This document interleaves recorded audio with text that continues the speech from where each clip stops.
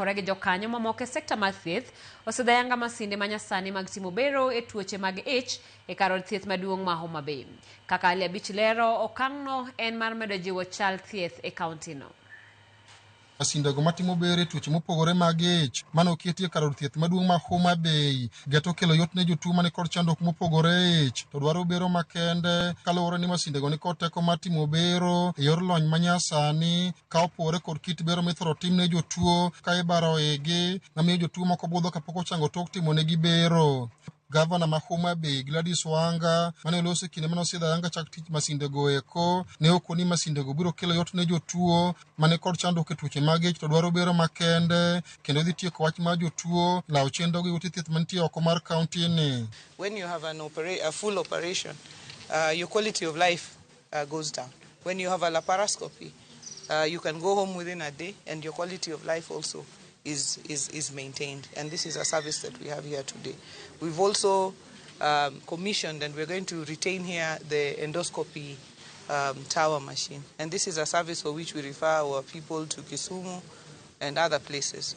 Gavana Wanga ni okoni biro mag masindego en achiel kuom chenro ma sirkande nigo mar konyo e bero sekta mar thieth kendo masindego bende ni kod teko mar golo dwoko mapiyo tuoche machendo e ich. Ma en achiel kuom yore mwadwa berogo thieth mawango.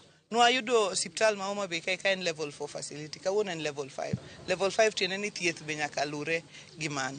Waseketo CT scan kae, MRI nitie kae, services mag oncology kata mag cancer, thieth mag cancer be sani dhi mbele. Bende wan gi equipment museneno kata mashinde museneno ma ne waonge go chien.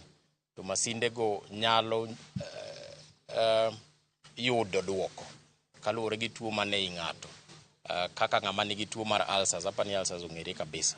Inyalo timne investigation kata mana pimno mayud tuo ma en go kaka noneno cha. E theater kae bende waneno wan gi mashin manyasani matimo surgery moko chuno ni koro ok bari kakibaro ji choncha, but koro itimo gimiluongo ni keyhole surgery kata ni koro itucho mana buche moko matindo i tinyalo timni surgery sano to kata ko timni go kinyi tidhi adhiya dala. Konyo ji nikech koro cost mar bedo e hospital kuom ndalo mathoth koro onge. Ne giloso kinde mabende chenro mar timo bero manono e tuoche mopogore ne dhi nyime od thieth maduong' ma Homa Bay mane obagi kod migawo mar thieth e kaunti ni katiyo kanyakla kod migepe mamoko mabende osebedo ka siro sekta mar thieth. Jolony mawuok Rotary Club mabende ne otelo e chenro no ne okone dwaro nitie mondo sirkal ochop ir jopiny e kor gwenge matieko midhiero kaachiel kod tuoche moko ma osebedo ka chando jopiny. Wariwore gi partners mopogore opogore kaka Gwala Closures East Africa, Surgical Society of Kenya, Society for the Blind, and a number of volunteers who are surgeons, medical officers, nurses that felt it was important to come mondo wakony sirikal konyo jopiny. To wamedo kwayo all other county governments ni Rotary clubs are out to support.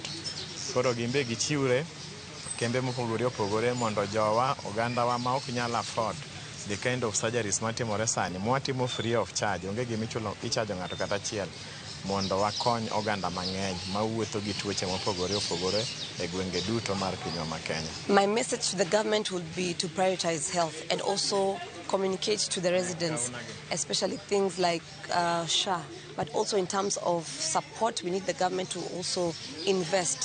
So when it comes to investing, such comes when we bring together 70 medics to come to a county hospital. We also need that kind of support because we also train students. We use this opportunity to also train the manpower in hospitals. Ali Abich, Ramogi TV, Homa Bay.